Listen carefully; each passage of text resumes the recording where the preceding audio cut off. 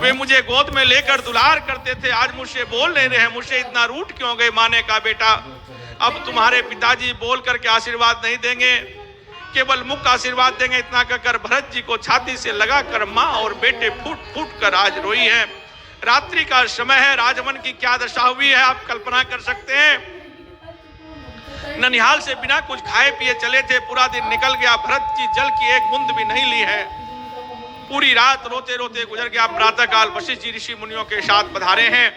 वशिष्ठ जी को देखकर भरत जी ने बहुत रोए हैं। वशिष्ठ जी ने समझाया है कि भरत रोया नहीं करते, आना जाना धरती की यही रीत है, सबको एक दिन जाना पड़ेगा।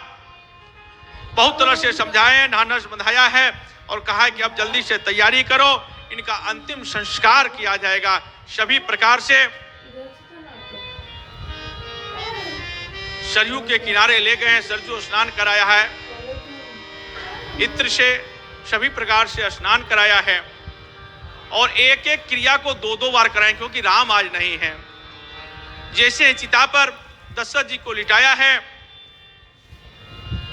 भरत जी से कौशल्या जी कहते हैं कि भरत अब तुम अयोध्या को संभालना, मैं तुम्हारे पिता के साथ सती हो रहा हूं, मैं तुम्हारे पिता के साथ जा रहा हूं। भरत जी ने कहा कि ठीक है मां, तुम बड़ी मां हो, तुम जो निर्णय करोगी उसको मैं बदल नहीं पाऊंगा, मां की बातों को मानना चाहिए, लेकिन मेरी भी एक विनती है, सुन लो। भरत जी बोले क्या? बोले ऐसा कहते हैं कि अगर पति के साथ पत्नी सती हो जाए तो पति का ही लोक मिलता है। जो अगर तुम सती हो जाएगी तो मां सुमित्रा भी सती होगी और केकई भी सती हो जाएगी और केकई को भी वही लोक मिलेगा। जो मेरे पिताजी को यहां नहीं जीने दिया वो वहां क्या जीने देगी। और दूसरा शर्त यह है, अगर तुम तब भी नहीं मानती तो तुम मुझे अपना गोद में लेकर सती हो जाओ और मां सुमित्रा शत्रुघ्न को लेकर सती हो जाएगी। यही दो शर्त है। बहुत समझाया है कि भगवान वन को चले गए, अवध को तुम्ही को संभालना है। फिर वशिष्ठ जी ने समझाया है, जो सती होने का है उसको टाला गया है और गुरुदेव ने समस्त विधि विधान से महाराज का अंतिम संस्कार किया है। अंतिम संस्कार करने और सब संस्कार जब हो गया उसके बाद शोक सभा होती है। जब में सब लोग आते हैं उस शोक सभा में सभी ने वर्णन किया, सबने कहा है कि अब तुम राज को भोगो। गुरु ने बहुत सारे उपदेश दिए हैं। सुनत भरत भावी प्रबल बिलय की कहे मुनिनाथ, हानि लाभ जीवन मरण, जस अप जस विधिहा। के भरत, तुम पिताजी का आदेश पालन करते हुए इस राज्य को तुम संभालो, अवध को संभालो। कहा कि पिताजी का बात मान के परशुराम जी ने अपनी मां की हत्या कर दी थी। पिताजी ने आदेश दिया, पिता के वचनों के रखने के लिए अपनी मां को हत्या कर दी। और जब पिताजी प्रसन्न हो गए, कहा बेटा मैं प्रसन्न हूं, मांग लो, तो कहा मेरी मां को जीवन दान दे दीजिए। और फिर अपने मां को उन्होंने जीवित कर लिया। और उस परशुराम आज सभी जगह पूजे जाते हैं। तो तुम इस बात को मान करके भरत की राज्य को संभालो। बहुत तरह से समझाया है। जब सबका बोलना हो गया तो सभी ने प्रस्ताव दिया वशिष्ठ जी ने कि भरत को राजा बनाया जाए। सभी मंत्री महामंत्री सब ने उस प्रस्ताव को स्वीकारा है। और सबसे बड़ी रानी अभी कौशल्या है। कौशल्या के हाथ में अवध का समझो राज्य है। अयोध्या ने की राज्य की सहमति कौशल्या जी ने सहमति दे दी। इससे अच्छा कुछ नहीं हो सकता कि भरत जी राज्य को संभालें। वशिष्ठ जी को ऐसा लगा कि मेरी बात को जरूर मानेगा, मेरी बातों को कोई नहीं उठाया आज तक। लेकिन भरत कमल कर जोर हाथ जोड़ करके कहा है कि सबने बोल लिया, अगर मेरी भी अवसर हो तो मुझे भी बोलने दिया जाए। गुरुदेव, अभी तक मैं सबकी सुन रहा था, मुझे भी बोलने की इच्छा है, लेकिन एक बात है, मेरे पर विपत्ति आया है, दुख आया है, मेरे शब्दों पर काबू नहीं रहता। मैं पागलों की तरह कुछ भी बोल सकता हूं, लेकिन मेरे भाव पर ध्यान दिया जाए, क्योंकि मैं अनाथ हो गया हूं, मेरे पिता चले गए हैं, मेरी माताएं विधवा हो गई है, इसीलिए मेरी भाव पर गुरुदेव ध्यान दीजिएगा, मेरी बातों पर नहीं। सभी ने कहा बोलो भरत। वशिष्ठ जी को ऐसा लगा शायद धर्म की जो व्याख्या, यह तो ठीक है कि गुरु जी गुरु मंत्र शिष्य को देते हैं, लेकिन कोई शिष्य ही गुरु मंत्र देने लगे गुरु को, कहेंगे बोलिए तो अशिष्टता हो गया, होगा कोई गुरु घंटा। लेकिन आज महात्मा भरत अपने गुरुदेव से बात कर रहे हैं। वशिष्ठ जी को लगा, वशिष्ठ जी को देखकर कहा कि मुझे क्षमा कर दें, आपकी बात का उत्तर तो देना नहीं चाहिए, लेकिन देना पड़ रहा है, जबकि शास्त्र कहता है गुरुदेव के बातों का उत्तर नहीं दिया जाता, गुरुदेव के बातों का पालन किया जाता है। लेकिन गुरुदेव, मैं मजबूर हूं, क्या करूं? जब से मैं अयोध्या आया हूं, मेरी माताएं, मेरे परिवार के लोग, मेरे स्वजन, महाजन, सचिव, प्रजा, स्वयं मेरे गुरुदेव मुझे उपदेश दे रहे हैं कि भरत, पिताजी की आज्ञा को पालन करिए, तुम्हारा धर्म है, आज्ञा का पालन करना हमारा कर्तव्य है, और धर्म और कर्तव्य का बोध कराया जा रहा। मैं अयोध्या आया हूं, मुझे एक ही भाषा सुनाई दे रही है, लेकिन आप सबसे बड़े विनम्र निवेदन से मैं पूछता हूं, क्या पिताजी की आज्ञा का पालन अभी तक हुआ? गुरुदेव, जब पिताजी राज्य चलाए हैं तो आपके बिना पूछे नहीं चलाए, आपका आज्ञा का कोई उल्लंघन नहीं हुआ, मेरे पिताजी का आज्ञा का आज तक उल्लंघन नहीं हुआ। अभी क्या मेरे पिताजी की आज्ञा का पालन हुआ? सारी सभाएं सामने देखने लगी, भरत जी क्या कहना चाहते हैं, क्या आपने मेरे पिताजी की आज्ञा का पालन किया था? वशिष्ठ जी से पूछा कि आपने पालन किया? पहले मुझे बताया जाए कि वरदान क्या मांगा गया था, किस क्रम में मांगा गया था। पहला वरदान था, सुनहु प्राण प्रिय भावत जी का, देहूं एक बार भरत ही टीका। वशिष्ठ जी ने कहा है कि पहला वरदान था कि भरत को अयोध्या का राज्य, और दूसरा वरदान था, तापस बेश विशेख उदासी, 14 वर्ष राम वनवासी। पहला वरदान था भरत को अयोध्या का राज्य अभिषेक हो, दूसरा वरदान था राम 14 वर्ष को वन को जाएंगे।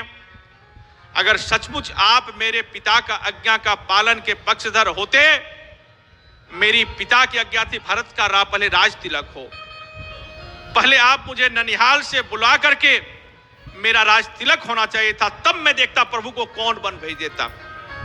क्योंकि राजा के पास पावर होता है, किसी भी आदेश को, किसी भी कानून को बदल देना पार्लियामेंट बदल देती है, अध्यादेश ले आता है, तो काम मैं अध्यादेश लाता और बन जाने को मैं बदल देता और राज्य में भगवान को सौंप देता। और आप मुझे धर्म उपदेश दे रहे हैं।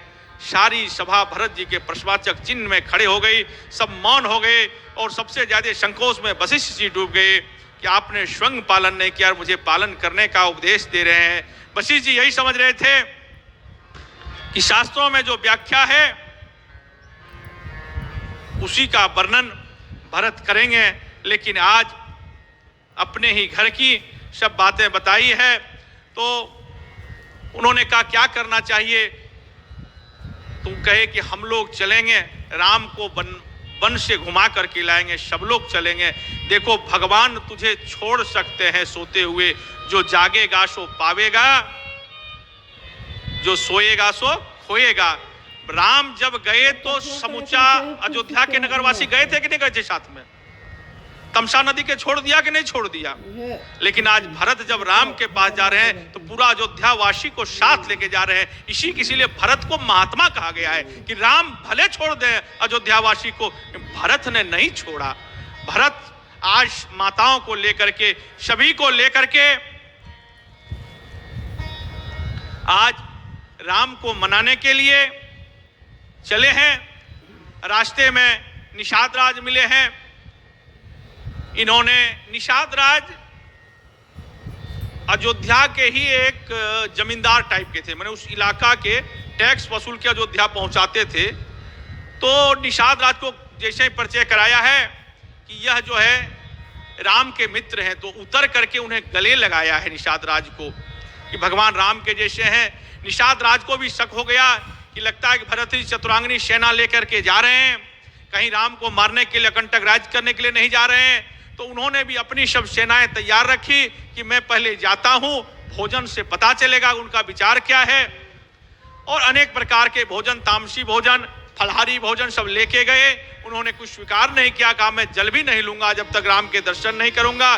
समझ गए राम को मनाने के लिए जा रहे हैं। निषाद राज जी भी वहीं से साथ में चले हैं और भरद्वाज ऋषि से मुलाकात हुई है। भरद्वाज जी से पूछा है कि क्या राम मुझे अपनाएंगे। भरद्वाज जी ने कहा है कि राम को मैंने ही संकल्प कराया था और जैसे ही आपका नाम आया, भारत वर्षे भारत, आपका नाम आते ही भगवान के आंखों से आंसू टपक पड़े थे।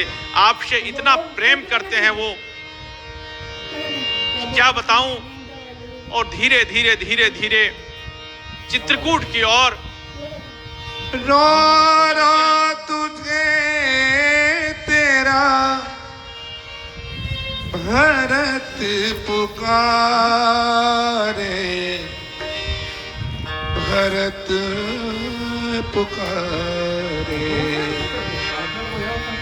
रो रो तुझे तेरा भरत पुकारे, कहाँ जा छुपे हो राम हमारे, कहाँ जा छुपे हो राम हमारे। रो रो तुझे तेरा, रो रो तुझे तेरा भरत पुकारे, कहाँ जा छुपे हो राम हमारे, कहाँ जा छुपे हो राम हमारे।